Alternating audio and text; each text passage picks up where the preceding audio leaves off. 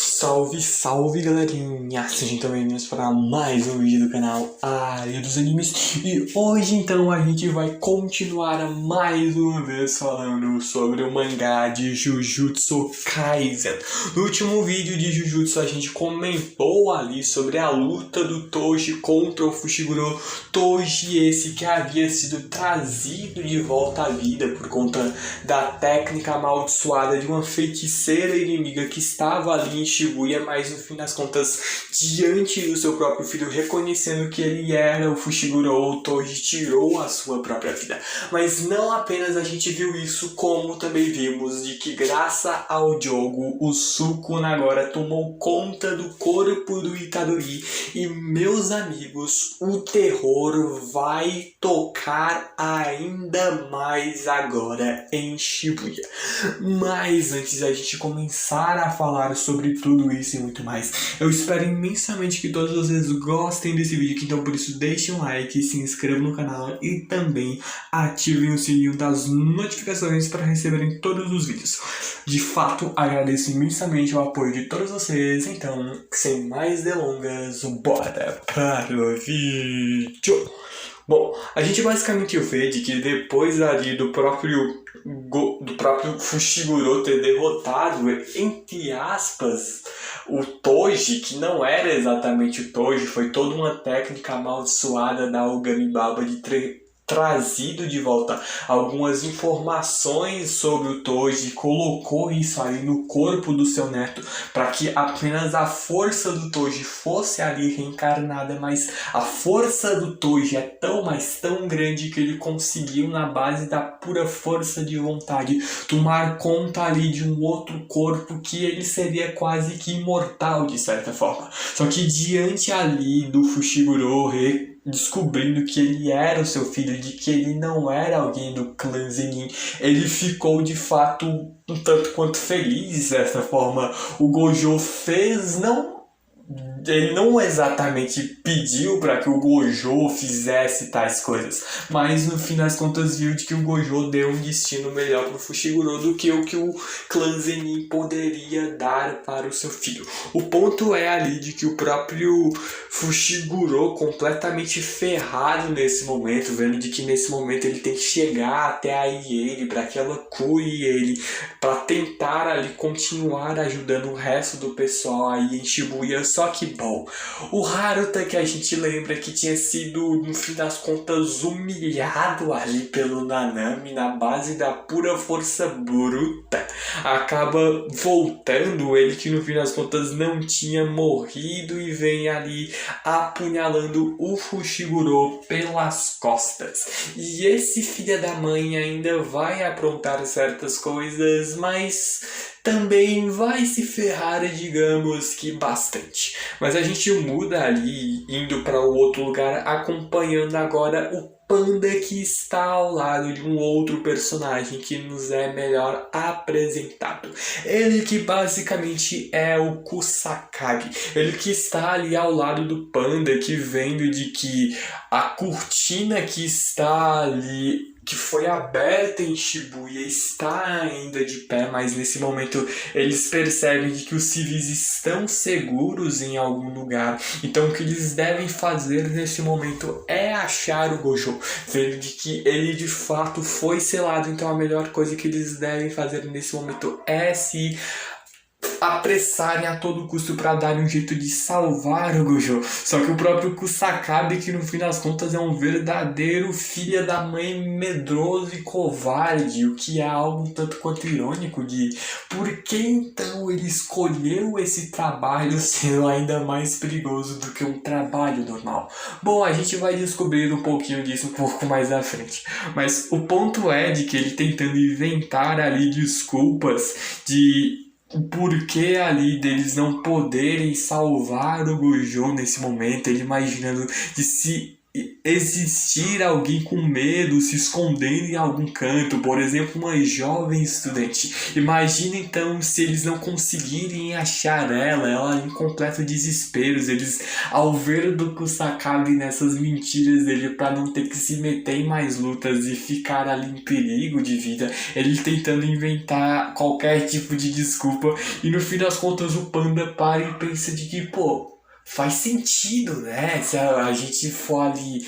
ir atrás do Gojo, a vida de outras pessoas também inocentes podem ficar em risco, e se a gente não fizer nada para salvar elas, a gente pode talvez de certa forma ser tido como cúmplices de tudo isso, porque eles teriam a chance de salvar essas pessoas, mas no fim das contas não fizeram nada, e no fim das contas a ingenuidade do Panda é algo que ajuda completamente o Kusakabe, que tentando comprar o máximo de tempo possível, já de que ele não quer morrer, mesmo estando ficando cada vez mais e mais complicada a situação dele para ficar inventando outras desculpas, fora ele também perceber de que quanto menos gente estiver por perto, melhor o nariz do Panda fica. Ele pode acabar indo sozinho para o B5F, que é o andar ali da estação de Shibuya, onde aparentemente está lá o Gojo selado no reino da prisão junto do Kenjaku. Então ele está tentando a todo custo evitar isso, já de que ele não quer ficar sozinho em Shibuya nesse momento. Só que mesmo que o Panda seja apenas um mero panda, ele é mais humano do que o próprio Kusakabe. Mas já que ele é um panda, então ele não tem um senso tão grande de direção aí em Shibuya. O fato é de que ele não percebeu que a linha que iria dar para o local em que eles querem ir está literalmente ali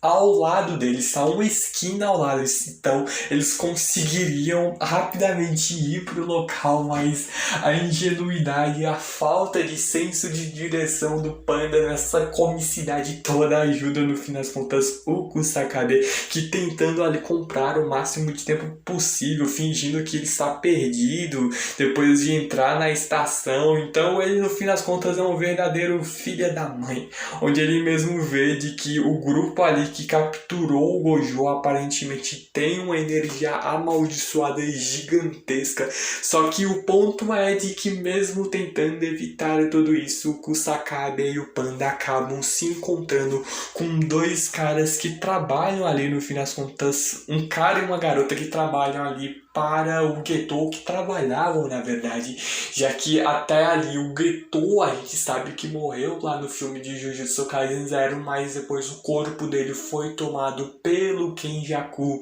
como quer que tenha acontecido, de forma que a gente ainda não sabe direito o que aconteceu, mas o ponto é de que esses dois basicamente estão ali atrás de tentar ali, de certa forma, eles estão ali numa certa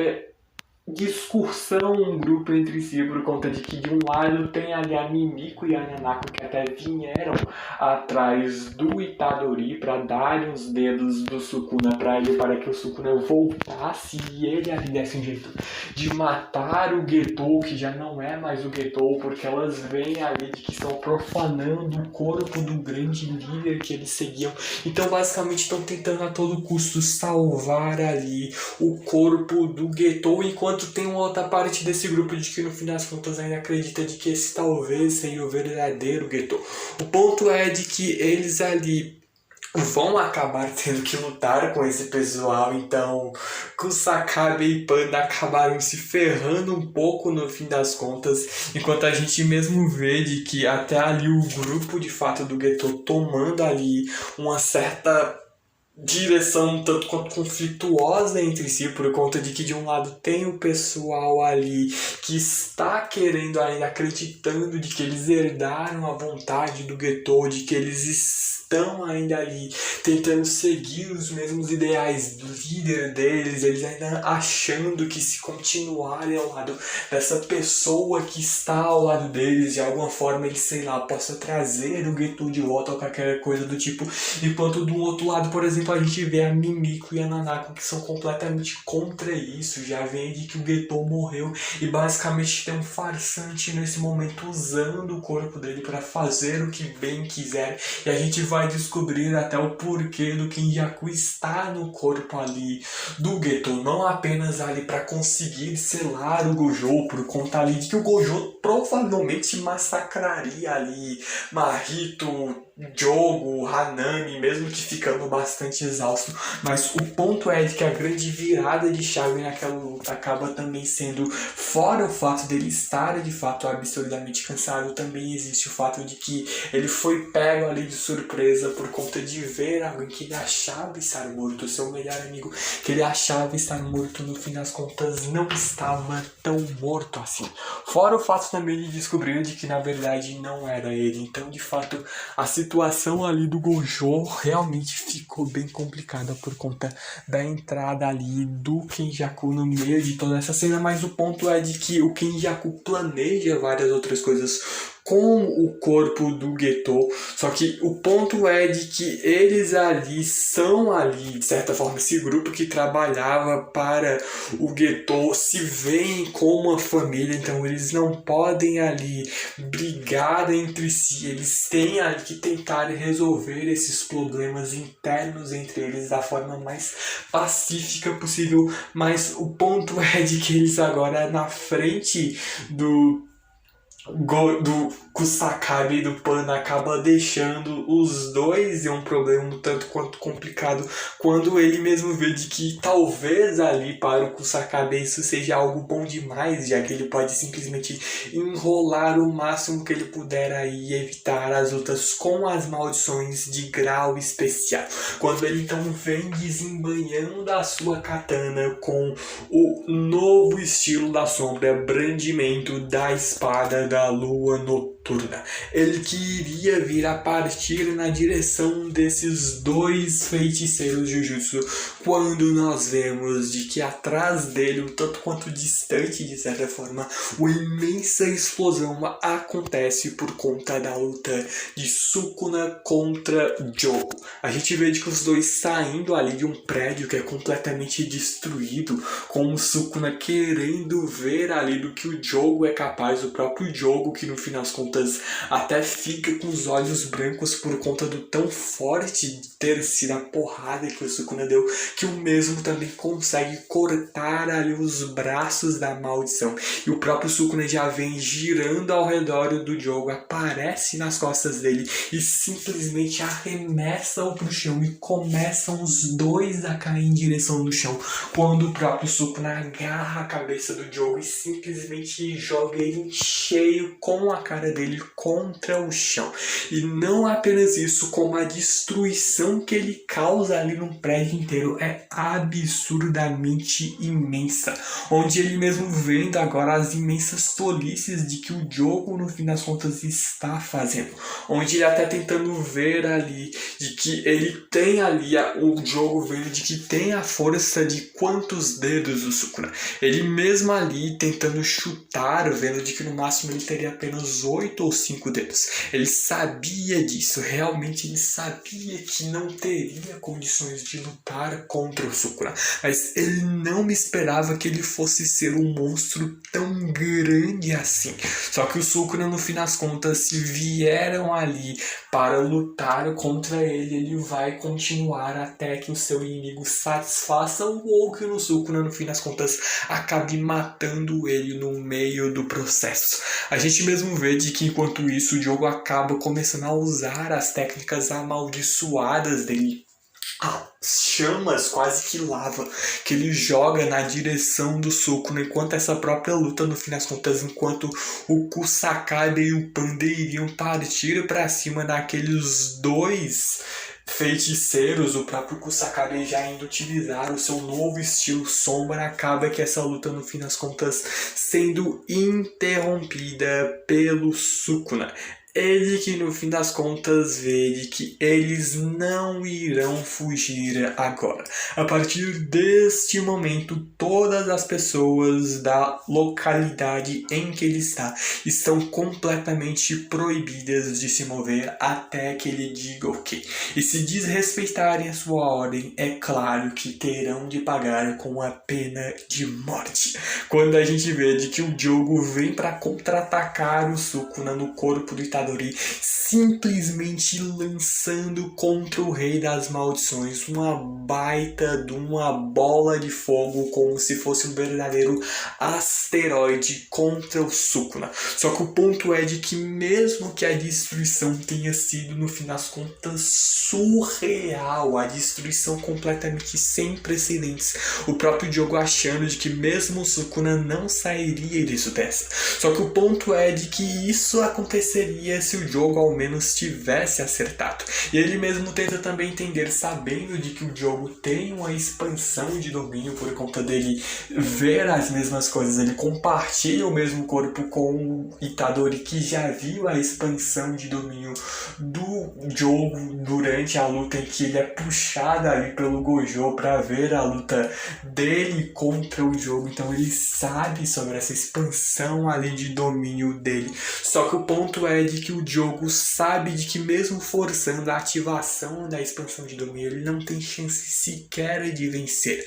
E foi de fato no fim das contas a mesma coisa com o Gojo. Mas o ponto é de por que no fim das contas ele ainda tenta ali desafiar os dois. Ele ali é no fim das contas um completo lixo diante ali de pessoas como o Sukuna ou o Gojo, mas ele ainda assim não desiste. O próprio Sukuna, vendo de que ele não pode desperdiçar esse seu dia de passeio, então ele vai experimentar a habilidade especial do Diogo, como se de repente ele do nada começasse a copiar até mesmo as chamas do Diogo, onde no fim das contas ele vê ali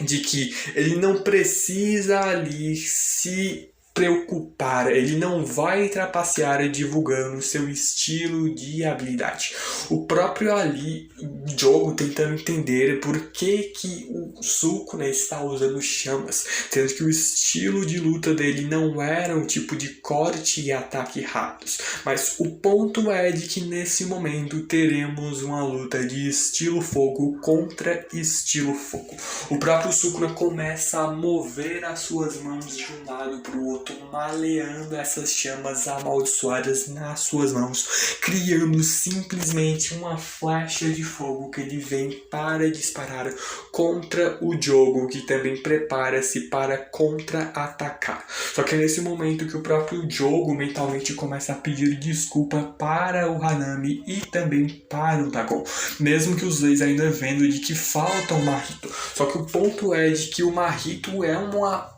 reta completamente fora ali do gráfico, é um ponto completamente fora da curva. Morte, no fim das contas, é o que os homens temem tanto e buscam repelir, mas ainda existem homens no outro lado. Para os homens, a morte é um espelho e o Mahito é esse espelho. O Mahito vai ficar ainda mais forte e eles devem claramente ter percebido isso. Só que o ponto é de que o Dagon e o Hanami, diante ali do Diogo, esses dois que já morreram, então a gente fica um pouco surpreso de que como é que ele está conversando com duas pessoas que já morreram sendo que ele está vivo. Então começa a se tornar cada vez mais óbvio, desde o início já fosse óbvio de que o Diogo nunca iria ganhar do Sukuna numa luta, mas a gente vendo de que ele começa aos poucos já a dar a entender de que ele vai ali, se não já estiver morto na luta contra o Sukuna. O ponto é de que ele mesmo vê de quando eles renascerem não serão mais eles mesmos, mas ele ainda assim espera pelo dia que eles se encontrem novamente e que serão humanos de verdade. Quando o próprio Sukuna aparece em todo esse plano completamente branco, tentando entender o que deu ali no jogo, dizendo de que ele realmente quer virar um humano. Só que o ponto é de que ele entende um pouco do que ele quer dizer com isso. Ele não quer virar humano, mas sim tomar o lugar deles. Só que mesmo que ele entenda, ele vê isso como uma completa bobagem. Grupos de humanos, grupos de maldições, todos se juntam para medir os seus valores, e fazendo isso eles apenas se enfraquecem. Ele era para queimar todas essas pessoas, independentemente de quem eles fossem. Sem pensar, sem calcular, ele deveria incinerar todos na sua frente. Mas ele desistiu da sua essência e deu seu futuro depois de se encontrar com o Gosho. A fome dele, que deveria animar as suas ações, não foi o suficiente. Só que no fim das contas, ele ainda assim reconhece de que ao menos ele pôde se divertir um pouco. Humanos, feiticeiros, maldições com o qual ele lutou 1000 anos atrás. Ele vai ser o mais agradável, talvez, dentre todos. E pede para que o próprio orgulhe-se disso por ele, no fim das contas, ser forte. Só que o ponto é de que ele mesmo ali, o próprio Jogo, começa ali a chorar, tentando entender o que é isso. Só que é algo de que o Sukuna não dá a mínima ideia e sequer tenta entender isso quando a gente volta ali para a realidade, vendo ali de que no fim das contas o Jogo foi completamente queimado pelas chamas do Sukuna, quando a gente mesmo vê de que talvez a gente imaginando de que as maldições apenas sejam feitas pela energia negativa, pelos sentimentos ruins dos humanos. Mas ao mesmo tempo a gente vê, por exemplo, o Jogo chorando, Hanami, Dagon, Jogo querendo lugar na sociedade, viverem ali em uma harmonia pacífica, mas ao mesmo tempo, claro que não ao lado dos humanos. Mas eles ainda mantêm grande racionalidade e têm os seus sentimentos. Assim como, por exemplo, os seres humanos importam-se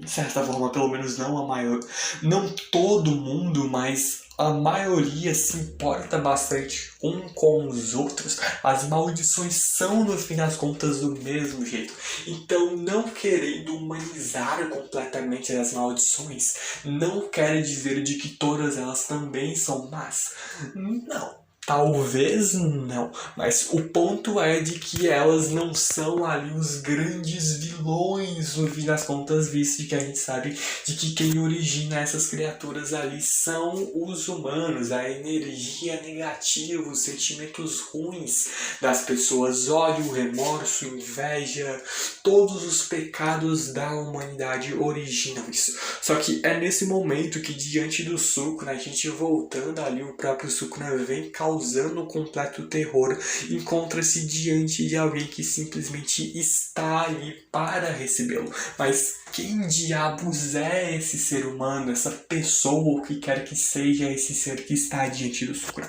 O próprio Sukuna, quando olha para ele, reconhece de que basicamente ele é o Raumi. Ele que provavelmente era um antigo servo ali que servia ao Sukuna e que agora está absurdamente feliz vendo de que o quão bom é ver o seu mestre depois de todo esse tempo. Só que enquanto isso a gente muda ali completamente de cena, vendo agora um Fushiguro derrotado sem nem sequer ter percebido, e diante dele está um Haruta que se depara com algo que, bom, faz ele ficar bastante aterrorizado. E o que será ali que o Fushiguro fez nessa luta? O que ele acabou trazendo à tona nessa luta? Alguma nova sombra que ele vai utilizar que nos foi mostrada ou o que quer que seja? Bom, isso daí já é assunto para um próximo vídeo. O ponto é de que eu vou me despedindo já de todos vocês, mas eu espero imensamente que tenham gostado de fato desse vídeo. Então por isso eu espero que vocês deixem um like, se inscrevam no canal e também ativem o sininho das notificações para receberem todos os vídeos do canal. De fato agradeço imensamente ao apoio de todos vocês. Muito, mas muito obrigado mesmo por tudo. E então, falou, valeu e fui!